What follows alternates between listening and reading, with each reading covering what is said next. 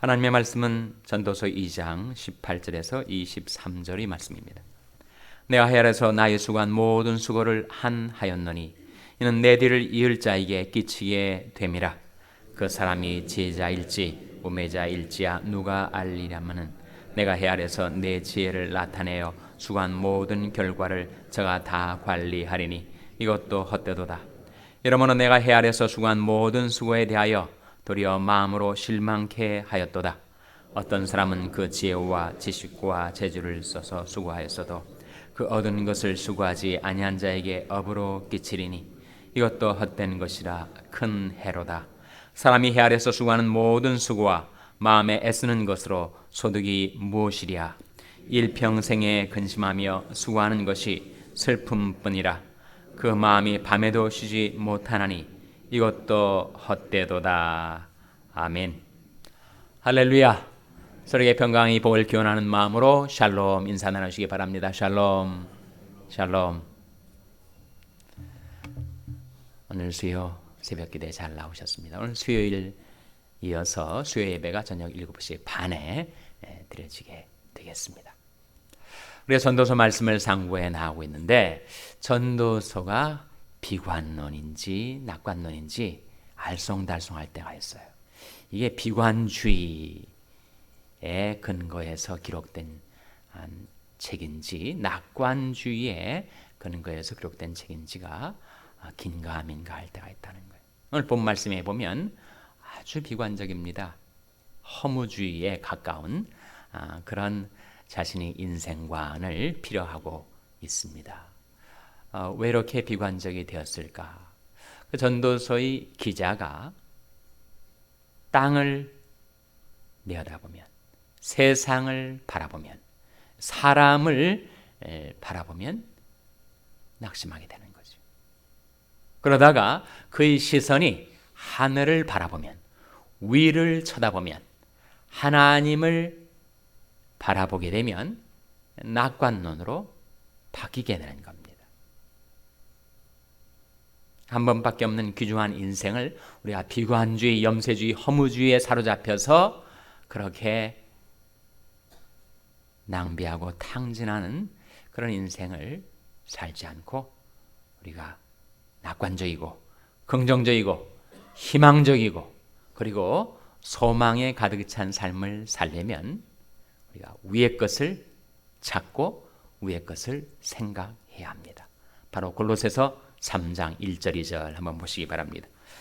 오늘 본 말씀 다시 돌아올 테니까 표시해 두시고 골로새서 신약성경 골로새서 3장은 326면입니다. 골로새서 3장 1절 2절 말씀 신약성경 326면 골로새서 3장 1절 2절 말씀 같이 읽겠습니다. 시작. 그러므로 너희가 그리스도와 함께 다시 살리심을 받았으면 위의 것을 찾으라. 거기는 그리스도께서 하나님 우편에 앉아 계시느니라. 위의 것을 생각하고 땅의 것을 생각지 말라. 우리가 비관론에서 벗어나서 낙관론을 갖고 사는 길, 우리가 비관주의를 극복하고 낙관주의 가운데서 우리 삶을 영위할 수 있는 길이 무엇인가? 위의 것을 찾으라. 위의 것을 생각하라. 그런 말씀이 여기에 나타나고 있습니다. 그러므로 너희가 그리스도와 함께 다시 살리심을 받았으면 위의 것을 찾으라. 거기는 그리스도께서 하나님 우편에 앉아 계시느니라. 위의 것을 생각하고 땅의 것을 생각지 말라. 우리 믿음의 시선을 들어 하나님을 바라보고 하나님의 나라를 바라보고 그리고 하나님이 주실 영원한 기업과 상급을 찾고 생각하며 살 때 우리는 소망찬 삶을 살 수 있게 된다는 겁니다. 다시 전도서 말씀으로 돌아와서 왜 전도서 기자가 오늘 본문에서 그렇게 비관주의에 빠졌는가? 그것은 자기가 열심히 인생을 살아서 뭔가를 성취하고 대단한 성과를 이루어놨다 할지라도 내 다음 세대에 오는 사람이 그 사람이 지혜자일지 우매자일지 알 수가 없으니 험한 것이 아닌가 그런 얘기를 지금 하고 있습니다. 보시면 18절 말씀에 한번 같이 읽겠습니다. 전도서 2장 18절 말씀 시작. 내가 해 아래서 나의 수고한 모든 수고를 한 하였느니 이는 내 뒤를 이을 자에게 끼치게 됨이라. 이게 한 하였다. 이 무슨 말입니까? 한 하였다는 게 뭐예요? 미워했단 말입니다. 한스럽게 여겼다는 거예요. 영어 성경은 hate라는 단어를 쓰고 있습니다. 그러니까 자기가 해 아래서 열심히 수고한 그 모든 수고를 자기가 미워한단 말이에요. 왜 이렇게 되는가? 이는 내 뒤를 이을 자에게 결국 그것을 끼치게 되는 것이 아닌가. 남겨주고 고스란히 넘겨주고 하는 것이 아닌가. 19절에 그 사람이 지혜자일지 우매자일지야 누가 알랴마는 내가 하여서 내 지혜를 나타내어 수고한 모든 결과를 저가 다 관리하리니 이것도 헛되도다. 정말 그렇게 생각할 수 있겠죠. 이 전도자의 하는 말이 공감이 되지 않습니까? 정말 밤낮으로 수고하고 고생스럽게 뭔가를 이루었는데 내가 그것을 이 세상에서 천년 만년 갖고 있을 수 없는 거니까 다음 세대에 넘겨주고 떠나야 될 텐데 그것을 떠맡는 테이크오버하는 그 사람이 제자일지 우매자일지 잘 관리해서 더 성하게 할지 아니면 엉망으로 관리를 해서 다 망칠지 모르겠다는 거예요. 모르니까 이건 내가 한 수고 헛된 것이 아닌가. 자기가 한 수고의 결과를 한하였다는 겁니다. 이러므로 20절에 보시면 내가 해 아래서 수고한 모든 수고에 대하여 도리어 마음으로 실망케 하였도다. 어떤 사람은 그 지혜와 지식과 재주를 써서 수고하였어도 그 얻은 것을 수고하지 아니한 자에게 업으로 끼치리니 이것도 헛된 것이라 큰 해로다. 자기가 열심히 수고해서 넘겨졌는데 그 사람은 하나도 수고를 하지 않고 그것을 다 자기 업으로 떠맡아 가지고 그것을 누리니 내 수고가 헛된 것이 아닌가. 또 그가 그것을 떠맡아 가지고 또 어리석게 그것을 다 망가뜨리면 내가 수고한 수고가 무슨 보람이 있겠는가. 22절에 사람이 해 아래서 수고하는 모든 수고와 마음에 애쓰는 것으로 소득이 무엇이랴. 23절 같이 읽겠습니다. 시작. 일평생에 근심하며 수고하는 것이 슬픔뿐이라 그 마음이 밤에도 쉬지 못하나니 이것도 헛되도다. 이러한 생각, 이러한 인생관을 갖고 살면 비관론, 허무주의에 빠질 수밖에 없습니다. 공감은 가죠. 정말 내가 일평생 제대로 쉬지 못하고 누리지 않고 열심히 수고하고 고생해서 뭔가를 성과물을 이루었는데 그것을 내가 언제까지나 가질 수 없고 언제까지나 누릴 수 없어서 그 다음 세대에 그것을 넘겨줬는데 그것이 어떻게 될지 알 수도 없고 그리고 내가 수고한 것을 오히려 나는 누리지 못하고 남이 누린다 생각하니까 이게 이런 마음에 빠져들 수밖에 없다는 거예요. 어떻게 이것을 극복할 수 있을까요?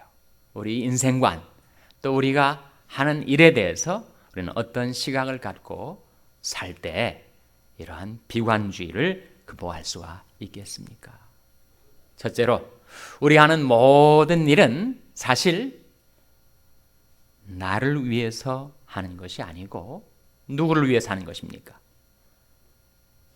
하나님의 영광을 위해서 하는 것이기 때문에 그런즉 먹든지 마시든지 무엇을 하든지 다 무엇을 위해서 하라고요? 하나님의 영광을 위하여 하라. 내가 하는 일이 나 자신만을 위해서 하는 것이라면 또는 다른 사람들을 위해서 하는 것이라면 그것은 헛된 것이 될 수가 있습니다. 그러나 사랑하는 나의 주님을 위해서 하는 것이라면 우리는 다른 마음 품게 된다는 거죠.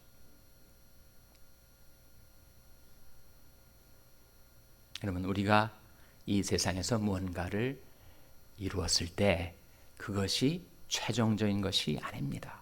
이 전도자의 바로 이 시점에서의 비관주의에 따르면 자기가 죽으면 다 끝나버리는 거예요. 허무한 겁니다. 그러나 우리가 위의 것을 찾을 때, 위의 것을 생각할 때 새로운 인생관, 새로운 가치관을 갖게 되는데, 그것은 우리가 이 세상에서 사는 그 일 말고 그 다음에 우리에게 주어지는 것이 있다는 거예요. 예수님께서 뭐라고 말씀하셨습니까?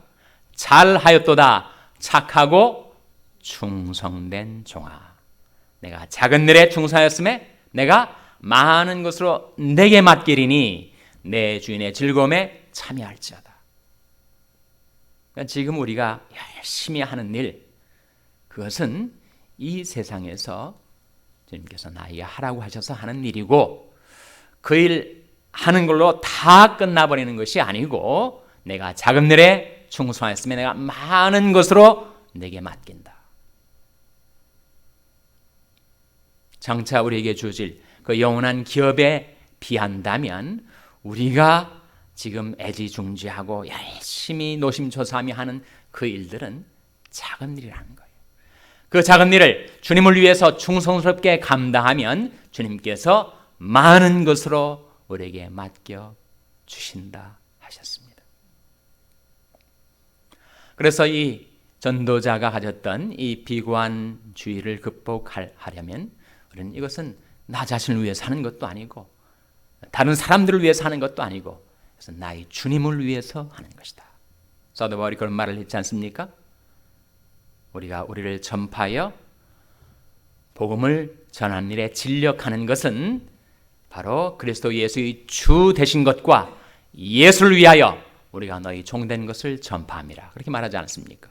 예수를 위해서 한다면 우리는 이 전도자가 한때 빠졌던 비관론에 빠져들지 않을 수가 있어요. 내가 하는 일이 세상을 위해서 하는 것도 아니고 사람들을 위해서 하는 것도 아니고 나 자신을 위해서 하는 것도 아니고 나의 주님을 위해서 하는 것이다. 그 주님께 충성하면서 하는 것이다 하는 생각을 갖는 것. 두 번째는 주님을 기뻐하며 행하는 것이죠. 여러분. 내가 여호와를 항상 내 앞에 모시며 그 내 우편에 계심으로 내가 요동치 아니하리로다. 우리가 주님을 기뻐하며 일을 하면 우리는 결과만 보지 않습니다. 과정을 즐기게 돼요. 다른 사람이 볼 때는 고달프고 힘들 것처럼 보여도 그 일 가운데 우리가 주님과 동행하고 주님과 교통하는 기쁨이 있을 때 다른 사람들은 고생스럽게 보일지 몰라도 우리는 결과만이 아니라 과정 자체를 즐거워하는 삶을 살 수가 있다는 겁니다.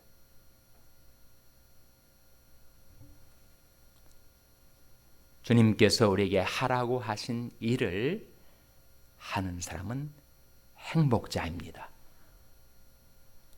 외양으로 보면 수고롭게 보이고 고생스럽게 보여도 주님께서 나에게 하라고 하신 사명을 감당하는 남모르는 기쁨과 보람이 그의 마음속에 있는 거죠. 그리고 그 과정 속에 주님께서 함께 하셔서 나와 동행하시니 이 또한 기쁘지 아니한가. 주께서 생명의 길로 내게 보이시리니 주의 앞에는 기쁨이 충만하고 주의 옆에는 영원한 즐거움이 있나이다. 셋째로 우리가 행하는 그 일을 주님께 바치며 행할 때 우리는 이 비관주의를 극복할 수가 있습니다. 여러분, 우리가 이 세상에서 비즈니스든 또는 하나님의 일이든 무언가를 이루어 놓았을 때 그것을 내가 남에게 넘겨준다 라고 생각하면 그 사람이 지혜자일지 우매자일지 알지 못하니까 자칫 비관주의에 빠져들기가 쉬운데, 우리가 무언가를 주님의 은혜를 힘입어서 이루어 놓았을 때 우리는 그것을 주님께 바치는 것입니다. 사도 바울이 정말 혼신을 다해서 평생 복음을 위해서 수고했을 때 그는 그의 수고의 열매들을 주님께 바치는 것으로 생각했습니다. 바로 로마서 15장 16절 말씀에 이 은혜는 곧 나로 그리스도 예수의 일꾼이 되어 하나님이 복음의 제사장 직무를 하게 하사 이방인을 제물로 드리는 것이 성령 안에서 거룩하게 되어 받으심직하게 하려 하심이라 고 말씀하고 있습니다. 즉 우리가 이 세상에서 뭔가를 이루어 놓았을 때 그것을 내가 영원히 소유하기 위해서도 아니고 내가 남에게 끼쳐 주기 위해서 하는 것도 아니고 나는 이것을 주님께 바친다. 그래서 성령 안에서 거룩하게 되어 하나님 앞에 바쳐질 때 그것은 하나님의 것이 되는 것이죠. 그것은 영원히 남는 것입니다. 그래서 주님께서 이 세상에 다시 오실 때 볼지어다 내가 속히 오리니 내가 줄 상이 내게 있어 각 사람에게 그 일한 대로 뭐라고 말씀하셨습니까? 갚아주리라. 그러니까 우리가 이 세상에서 행하는 그 모든 일의 성과와 열매가 있을 때 그것을 내가 갖는 것도 아니고 남에게 끼쳐주는 것도 아니고 그것은 주님께 바치는 것이다. 주님께 바쳐진 것을 주님은 받으시고 각 사람에게 그 일한 대로 갚아줄 것입니다. 이 전도자가 위의 것을 바라보는 대신 땅의 것을 생각하고 그리고 자기가 살고 있는 이 세상에 존재하는 유일한 세계인 양 그런 인생관 사생관에 빠져들었을 때 그는 비관론에서 헤어날 수가 없었습니다. 우리가 행하는 모든 것은 주님을 위하여 주님께 충성하는 것이다. 그리고 우리는 결과만이 아니라 과정 속에서 주님과 교통하고 동행하는 기쁨 속에서 그 일을 한다. We do it for Jesus. 우리는 예수를 위하여 그 일을 한다. 셋째로 우리가 하나님의 은혜로 뭔가를 이룰 수가 있다면 그 성과와 열매는 내게 속하는 것도 아니고 다른 사람들에게 끼치는 것도 아니고 그것은 주님께 바치는 것이다. 그럴 때 볼지어다 내가 속히 오르니 내가 줄 상이 내게 있어 각 사람에게 그 일한 대로 갚아주리라 하신 그 주님이 주시는 영원한 상급과 기업을 받아 누리게 되시기를 주님의 이름으로 축원합니다. 기도하시겠습니다. 말씀을 기억하며 하나님 저희들이